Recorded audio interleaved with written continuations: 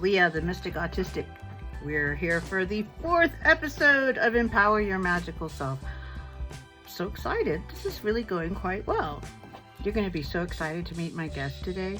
Her name is Elizabeth Filkin, and she owns a shop called Cosmic Tea in the Denver area, Greenwood Village, which is a suburb, a really posh suburb of Denver. She's psychic and she is awesome, and she was kind enough to join me for the hour, and I think that you're absolutely going to love meeting her. I just got really excited talking to her, and I think you're going to love it.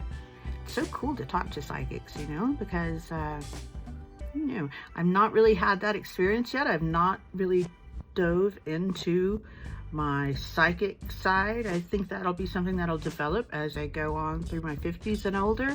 But she's the real deal, and it's really interesting to talk to somebody who has that gift and to sort of check into the things that they're seeing. I want to share with you a little bit of footage during the interview of Elizabeth's shop, because it's just absolutely beautiful and magical. It's quite magical, and I encourage you to go if you're in the area, or look it up on the web. You can probably purchase things online. I'm sure you can. Why not?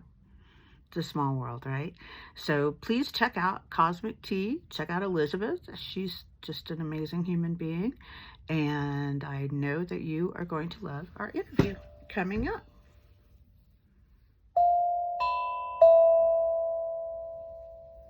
Here is part 1 of my interview with Elizabeth Filkin.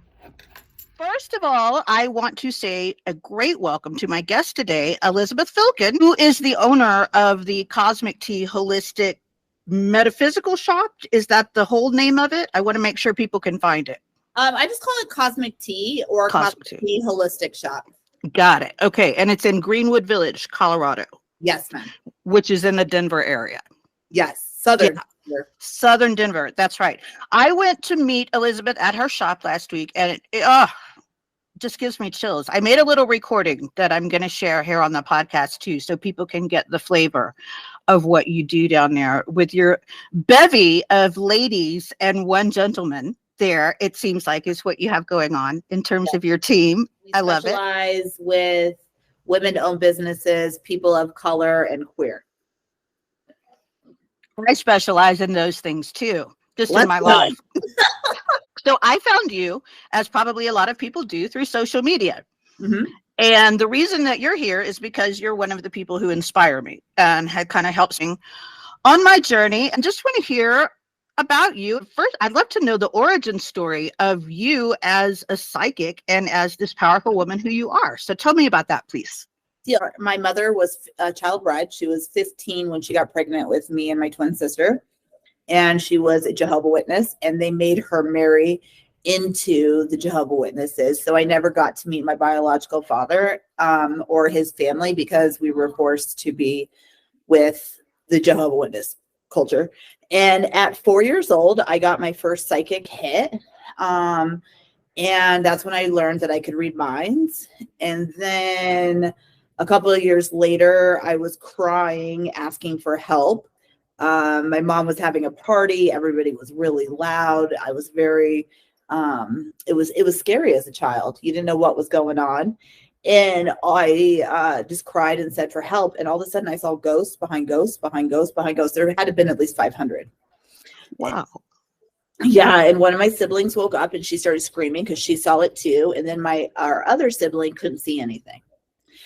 And so I would get notions of I would get intuitive hits of the car accident be right before I got in a car accident. And at 13, I started drinking and smoking pot. And my gifts were very empathic, which means they would come and go. I couldn't control them. I didn't know the difference between other people's energies or mine. So in high school, I thought everybody hated me and wanted to fight me and da-da-da-da-da. But what it really was their self-hate for self. And I did get in a lot of trouble in high school, but moving forward, I really tried to turn it off, and then I got sober. And when I got sober, my gifts hit me like a brick. So how long ago was that for you? That was about 15 years ago, and I got sober, and I've been able to continue to be sober for 12. That's really interesting to me. I used to be a daily drinker. I'm not a daily drinker anymore. I do still drink occasionally, but I do find that I can't hear my spirit guides at all if I'm drinking. And I know that's going to be the deal. And they know. And it's like, all right, you're going to do this. And that's the risk you're choosing. And I very well maybe a day when I think I don't want to take that risk anymore. But at that point, that's the choice I'm making. Yeah. I always tell people, do it, whatever works for you. I just tell my students and my staff, like, you're not allowed to smoke pot or drink when you're reading for people. Because what happens is you open up portals, and what you're getting is misguided information because shadow comes in because we put our defenses down when we're drinking. I still think that, like the Long Island medium, she can have cocktails all she wants. She's great. Right. But for me, I can't. And so I think it's mostly individuality. And I think that a lot of people in their spiritual journey stop drinking or lessen down and stuff because it really allows shadow to come in, because as light workers as you are, and I am, shadow loves to come to the light and just fuckers. And so for me, when I got sober, I started doing step work. And when I got rid of like envy, resentment, and the shame, my gifts just blew up. And people ask me today, they're like, how are you capable of doing this? And I go, I don't know. It was a contract I signed with Sacred. You know what I'm saying? Like, I agreed to Sacred to do it. And I worked through the residual family BS on this. And now I keep up with my spiritual maintenance. Right.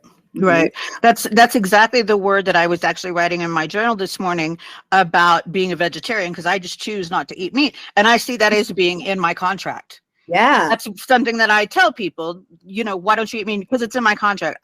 You do you, boo. It's in my contract. You do your contract. I don't know the terms and conditions you have over there. So that's my terms and conditions, So that's really cool that you said that. I want to do vegetarian. I did vegetarian for 2 weeks because I was I had some dental stuff done, so I couldn't have meat for 2 weeks. Yeah. I heard that on your live. Yeah, but I want to try. I want to try vegetarian. I don't want to do vegan. I'm not vegan is that's tough. I tried it for a while, and man, oh man, that's tough. Wow.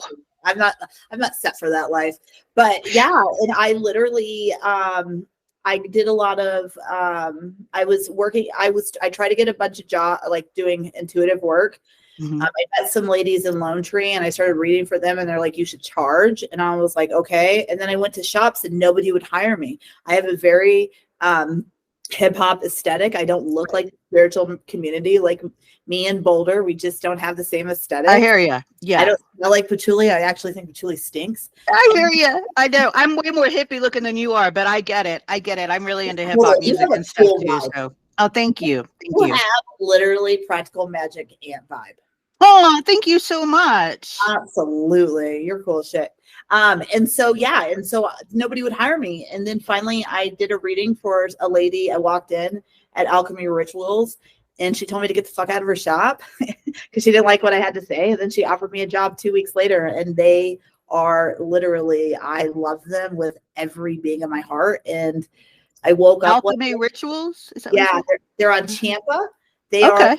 Oh no, they've just moved. They're on 27th, I think, in Arapahoe. They are outstanding women, outstanding for the community. They are integrity at its finest in the spiritual community. And so I worked there for a few years, got some jobs at some other cool establishments. And then one day I was working with a healer on some SA trauma. And she said, well, Spirit wants to know what you want. And I said, I want $15,000 to open a shop. And it came out of my mouth and I like stopped and I looked and I was like, what? Because I never wanted to own a store. And 2 weeks later, I had it. 2 weeks later, 3 different people, including that healer, came up to me and offered me $5,000. And that's how Cosmic Tea was created. I made a contract with Spirit that I will help people of color. I will help women. I will help queer to unravel their gifts to their highest potential. And I will hold a space that people who feel like they don't get seen at other spiritual shops, not only get seen, but there's value to that. Right. And that's what we did. How long ago was that the store opened? I I got my keys for Cosmic Tea March 11th of 2020. The world closed down 4 days later. Oh, wow. And, Okay. That's and I, kind of wild. yeah, and I opened June 19th of 2020. And how did that first pandemic time go for you? Was that really, really, really difficult, or was it just The best year of my life. I hear you. That was the best year of my life too. Best year of my life. That's what Tony Jones said too in my first interview for the podcast. She said the same thing. So I think it's really interesting. At first, I was really ashamed to admit that because I felt guilty about it. And now I'm seeing more and more really powerful women, especially, are saying that. And I think that's big. Yeah. I think it's big.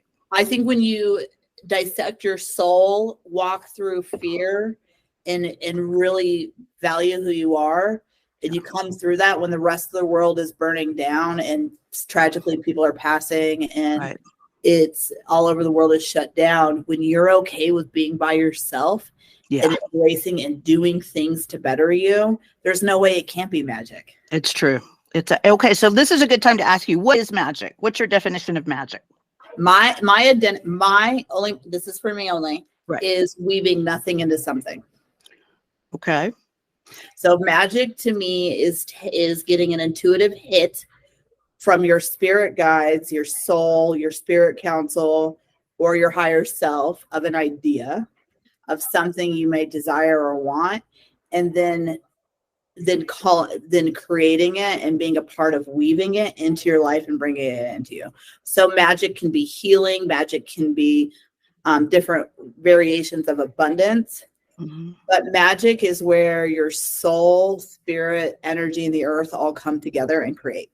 I love that. That's gorgeous. So tell me, I'm not a person who has, at this point, had any psychic experiences. So tell me, what is that like? Do you believe, first of all, that everybody has the ability and they're just not tapped into it? Because I believe that too. Okay. 100%. I think everybody has psychic abilities. Everybody needs to get their worth and self-esteem, and then you can have all the psychic abilities you want. A psychic ability to me is predicting something that there's no way you could have known. An intuitive hit is like, an intuitive hit to me is when I'm doing a reading and I'm like, oh, your dad's mother, Mary, is here. And they're like, oh my God, that's her. She's dead. That's an intuitive hit. An intuitive hit is being right about something in the physical right now. A psychic hit is about prediction. And so when you have either of those, is it the same kind of a thing in your head like a memory is? Do you see it that way? Or do you like visually see it? What is the experience like? It just depends. But when I get a psychic hit, it literally gives chills, or it is like militant, like boom. It's a feeling, not an emotion, a feeling and a message. So I'm clairvoyant, clairsentient, clairaudient, clairgustance, alliance, clairtangency. So I can see, feel, hear, know. Oh, claircognizant too. Taste and smell. So what I have done is I've meditated on, and this is what I teach my students, is to meditate hard on 3 of your gifts, really get those juicy, and then integrate and then bring in the next gifts that you have. So for me, a psychic hit would be like, oh, I feel like you had psychic hits when you were at the shop. You kept getting psychic hits all through the shop. So, I do. And it's one of those things that it's like, I don't know how to define things sometimes that happen within myself. I'm like, is this a this or is this a that? Second guessing. Yeah. Tell them the sensation of a psychic hit and then the sensation of an intuitive hit, and ask your guides to give you the thing. But for me, it literally comes from my crown all the way into my rib cage. Mm-hmm. And I feel like a lot of people get psychic hits when they come to Cosmic Tea because we're not gatekeeping anything. We want everybody to become like, the more you get into your intuitive and into your psychic abilities, you're going to help millions of people. And you don't even know. The whole vibe elevates. Mm-hmm. Yeah. You can't stay humble. You have to stay humble. You can't be a dick. Mm-hmm. And one thing I love about your store, for people who haven't had the pleasure experience of being there yet, First of all, it's not like you don't go in and drink tea, which is I thought you might be your tea shop, just telling people don't get hungry for biscuits to go in there. Yeah. And then the other thing is there are wonderful little private rooms all around that would be kind of like the equivalent maybe of dressing rooms, but much larger than that in a retail store that are all around the edge for your healers to provide their services. So it's really great. You can just walk in and you don't have to make an appointment necessarily, right? There's just people there who can help you. Yeah, you can walk in. So every day I have a different healer and reader, and 2 different healers a day and a reader that you can. We used to be the only store that offered it, but now people are catching on, and I'm like, let's go. But you can get an intuitive or a psychic reading and a healing, and we have different modalities. So I have like a lot of indigenous practitioners. I have angelic Reiki healers. I have a Reiki healer who is here for overly how do I say it politically correct? Overly stimulated by like lights and sounds. And with children. So yeah, and we clear. We're not band-aids. We're here to help you through your journey. But yeah, it's magic. It is magic. And another thing that I love about your whole system there, I looked all over your website to be prepared to talk with you, and you do not just hire any old healer off the street who says, hey, I can read your cards, baby, let me work in your shop. No, it's not like that at all. So I want to let people know these people are the real deal. They're the real deal. Yeah, one of my first questions, like I'll interview anybody. And I'll interview anybody. The first question is, do you support women, and are you okay with other women thriving before you do? I've had many people say no, and I'm like, really? Yeah, and I'm like, women and men? Women. Oh, and I tell them, great, go heal, go to therapy, come back to me when you support women. And I think it's a really cool space where people can say, yeah, I want to succeed before other people. And being like, okay, well, that's cool, but that's not how we work. Right. So like, go, if you want to come back here, we'll open you with arms. But, and it's extremely important. Integrity. We don't want to keep our clients. We don't take advantage of our clients. We don't want anybody here to keep them going crazy and telling them all these things are wrong with them when they're not. Right. We're here for sacred. And so it's really cool to watch. I meet a lot of people who say they're psychic, and I go, I love that for you, but have never predicted a thing in their life. They're just really good empaths. Sure. So, but I'll interview anybody, but I'm okay with saying absolutely not. And you ask in your general screening, do you go to therapy? Who is your spiritual mentor? Which to me says so much that you're not there for the people who show up with a big old ego saying, I don't need any of that shit. I'm good to go on my own. Get out of my way. But that's not. We have a 90-day contract with every person that works here where they sign that they have to. I don't need to know their therapist, everything, just the first name of the therapist. And I need to know their spiritual advisor. And if spirit will snitch and say, hey, they're not working with a fucking therapist, and I'll confront them, and they're like, yeah, but I'm not. And I'm like, well, you have fucking 5 days. Let's go. Find somebody. But I love it. And it keeps it at a different, and they also sign a contract here that there's no dark magic. They can't do dark magic on people. And dark magic to me is taking away people's free will and punishing. Okay, so that was what I was going to ask you, is what is dark magic to you? Okay. Yeah. Taking away free will and punishing. And I've let 3 people go out for that. Because we're not that shop. Dark magic is needed. 100% as light is needed, but for cosmic tea, we don't. Oh, hello. I'm just enjoying my cosmic tea with Dolly Parton. How are you enjoying the show so far? I think Elizabeth is a really remarkable person, and I feel really fortunate to have met her. We did start talking a little bit about my autism, and that part was sort of edited out, so it seems like it's apropos of nothing when she starts talking about my autism, but I assure you it's not. So here we go. Back to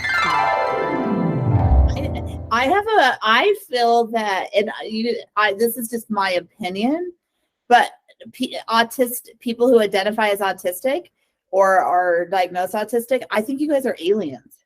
I know. I kind of think that too, right? Tell me more what you think about that. So I feel that you guys came here, like you're alien wherever you came from. So you're 5 universes away. So you're 5 universes away. Your alien family, and you came Me here. personally, or just okay. And okay. you're in 5 away. Some spirit says 3, but I think 5. And what happens is that you came here to help people evolve. And so your soul in your alien body is having a hard time. It's like, twitching through, having a hard time being human. Because it's like, fuck this. I don't like it. And so it's overstimulated. So what happens is that your intuitive self in your soul's body goes to 110, 120, 180. And then you have to learn how to bring it back to a solid 84. Okay, so tell me advice for that, please. Light therapy with lights. Okay.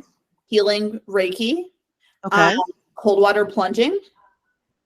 And biomats. Biomat? Yeah, I don't know what that is.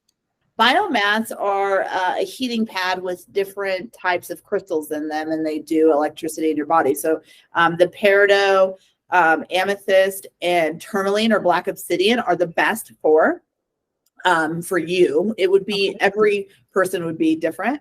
And I also love craniosacral, changing your DNA, and then the DNA that's fried in your body, bringing that back to life. Fascinating. Breath work. Breath work will open up your gifts so fast. You will literally go from a 1 to a 10 intuitively with 6 to 8 sessions of breath work. Now that's really interesting to me, because I think that when I really start to get into breath work, I start to panic. I start to have like an anxiety attack. That's your ego and your soul going to war. Okay. That is you dumping ego and your body going, no, no, no. That is evolution at its finest. Okay. And so when you're getting in that panic attack and it's saying no, keep fucking going. Keep going. Okay. And then eventually you'll get through that and you'll look back and be like, I just fucking, how it simply is peeled the onion. I reached a piece. So literally walk through that panic and keep breathing and do not stop. And that's when you're going to call in your guardian guides. You're going to say, your full name. Now call forward my ethereal guardian guides to protect me and to envelop me in their love and to help me pursue the other end. You have to go through both sides. Okay, so I do that like after the panic has subsided, I would say that, or you do that as soon as you start breath work, like as soon as before you start the breathing techniques. I would Okay. Because it feels like I'm going to not have enough breath, like I'm choking to death. You'll live, I promise. That's what I tell myself. I was like, no, got to do something else. That's good. Now that we've talked about this. Okay. Because this is your soul, and then this is your subconscious.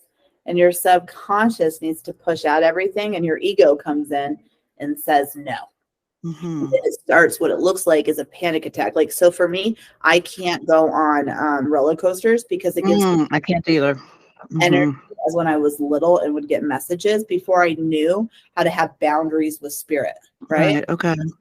And so for me, still to this day, I'm like, nope, I'm going to die. And it's like, no, you're not. And you're like, yeah, I am.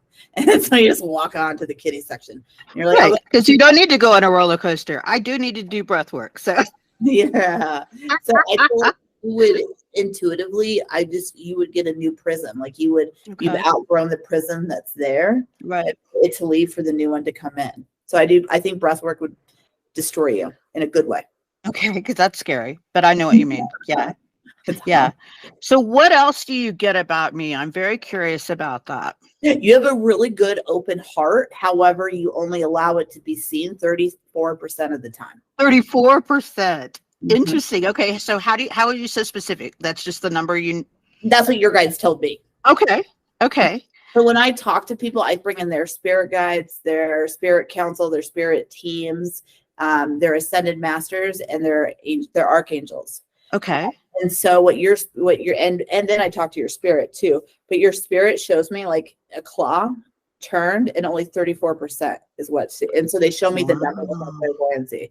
You're really making people feel seen and appreciated, and you're really good at like showing love, but you're very protected on your own. Interesting. 24% more. Spirit just wants you to open up 24% more. All right. I'll get a wedge in there.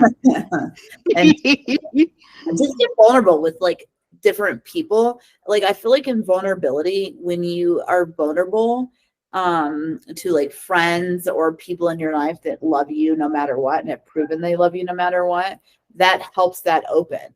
Right. And just being kind to like rando people. Like I know people say hi to you all the time, or you talk to people randomly out and about. Mm-hmm. And so just wishing them the best day of their life, or wishing them to be seen, heard, valued, and loved.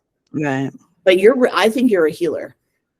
I think I am too. And I'm coming to it kind of late in life because like so many of us powerful women, I was fucked up, you know, for so long. Just I wasn't diagnosed as autistic. So that was like this whole underlying thing that I was like suicidally depressed because I just was not. I was not like your human body.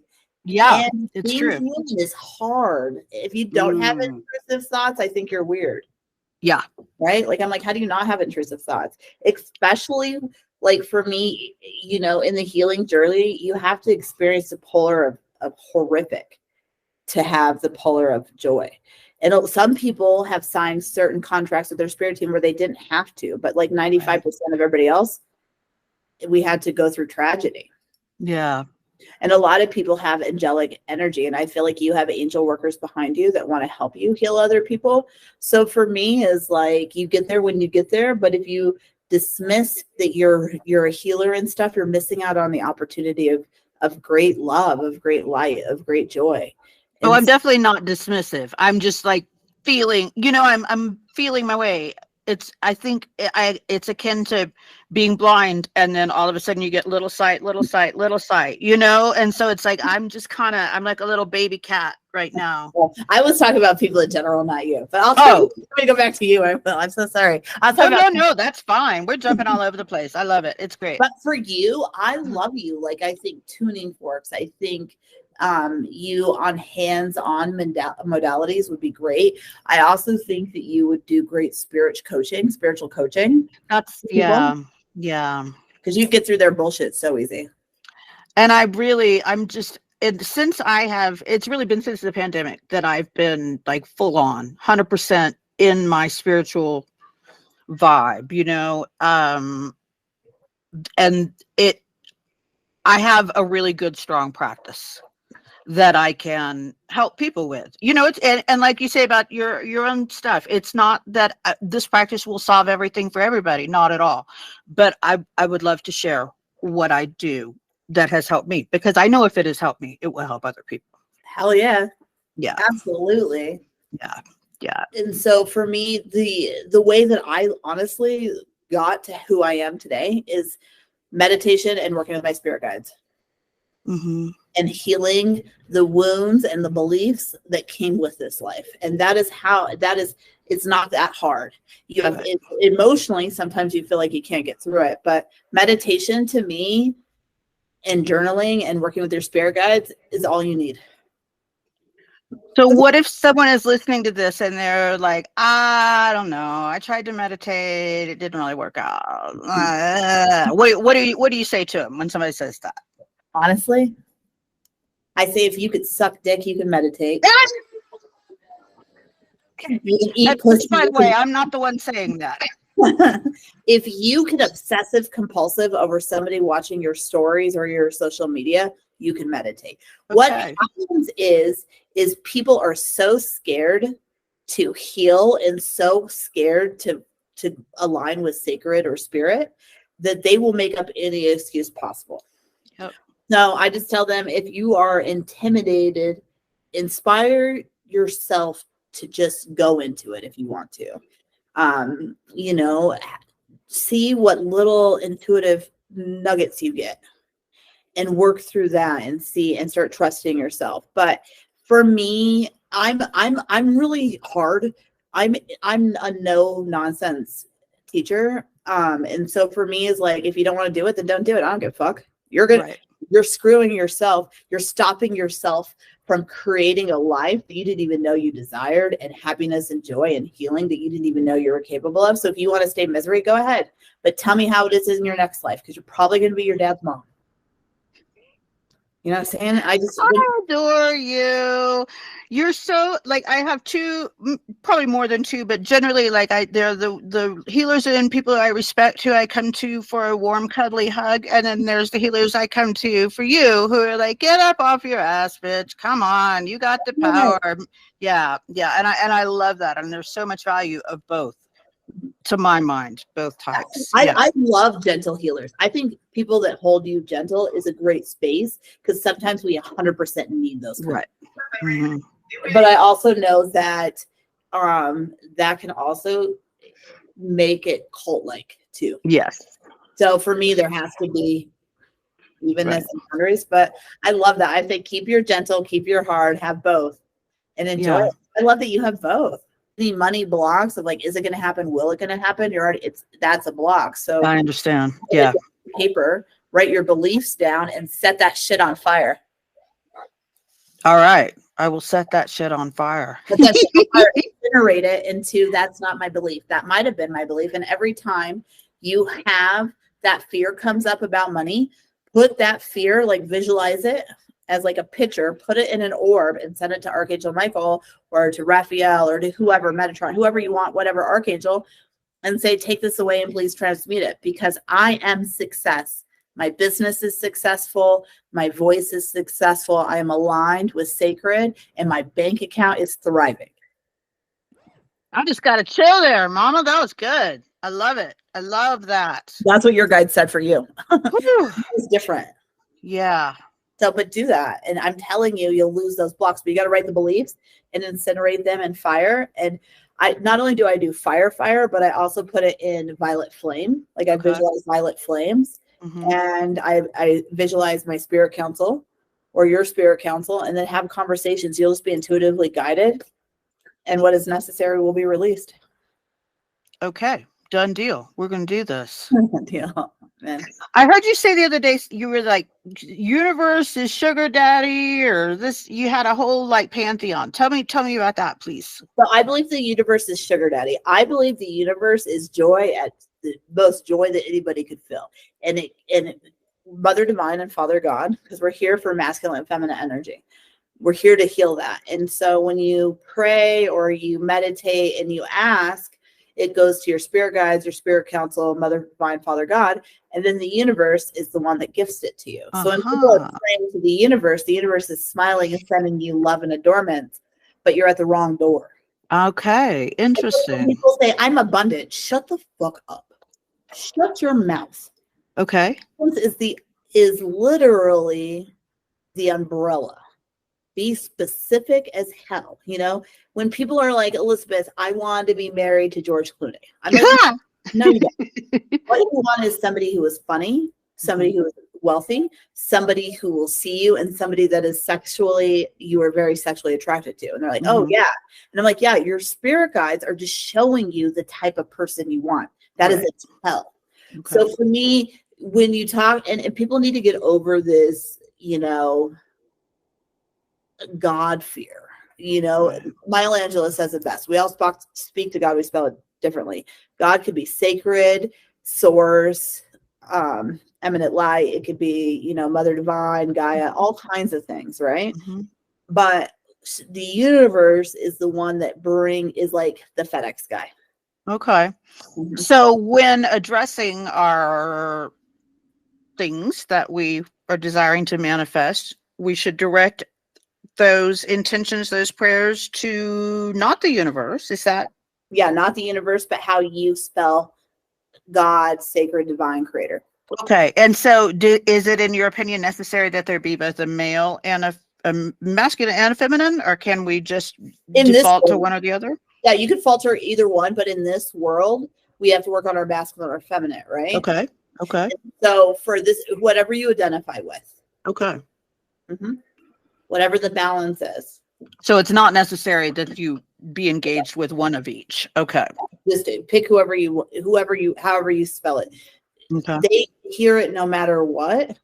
You just have to be specific. Yeah. Does that make sense? And if the thing is when you're manifesting, you have to believe it more than you doubt it. And if you have any doubt in it, you're fucked. Right. That's where the ignorance has to come in. Almost like this blissful ignorance is like a delusional kind of joy, right? Yeah. When I told everybody I was going to open a shop, nobody believed me. I hadn't graduated high school. Everybody's like, okay. And then I did it, and now everybody's like, what the fuck did she do? Yeah, you're balling down there. That's awesome. And it's not a kind of place where I would imagine you get a lot of people just wandering off the street, because it's a little, you got to kind of go around a couple little corners and stuff. So I feel like people who go there are headed to your destination. 100%. Yeah. And that's fantastic that you're able to do that. A lot of people can't afford me. And so I want to be able to gift still my gift to people. So I just go on whenever I literally have time. Okay, cool. I wanted to let people know if there was a scheduled time that they could find you. Just follow you and they'll get alured. Yeah, just follow me. Honestly, my social media team would love that, but I am but spirit's bitch. So let's see, Hey, this has just been so fantastic, Elizabeth. What a wonderful conversation. And I'm just so excited to make your acquaintance now and feel like you're kind of a spirit friend here. And that's wonderful. And I will be back in your store for sure next week. And I'm sure a lot of times after, because it made my soul smile and very happy. Actually, I'll gift you a healing with one of the healers that day. Fantastic. We will absolutely take you up on that. Hannah is she's a realtor in Oakland, and she is excited just to get out and do her 50th birthday.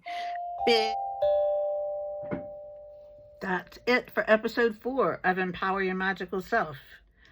I, for one, feel incredibly empowered. Just being around Elizabeth, soaking up all of that gorgeous vibe of hers, being in her fabulous shop, knowing I get to go back to her shop with my good friend Hannah next week. The whole thing is overwhelmingly joyful. I sound like I'm being goofy, and I am, but I'm serious. It's really exciting to talk to Elizabeth and her ilk. All of the people who I've had on my guests are so inspiring, and I hope that they're inspiring you too. Let me know. I'd love to hear what you think about the show, and I'm so excited that next week I'm going to be back with the incredible Ana del Castillo, who is an expert in women's rightness and is just a phenomenal badass woman. You know how we do around here. We get phenomenal badass women and the occasional man in here, because we try to be somewhat fair. I will see you next week with my guest, Ana. And until then, and always, I do hope that you will empower your magical self, because it's within you. Everything is energy, and you got the power, baby. You got the magic. Just call it up. Make it happen. And I'll see you next week. Bye.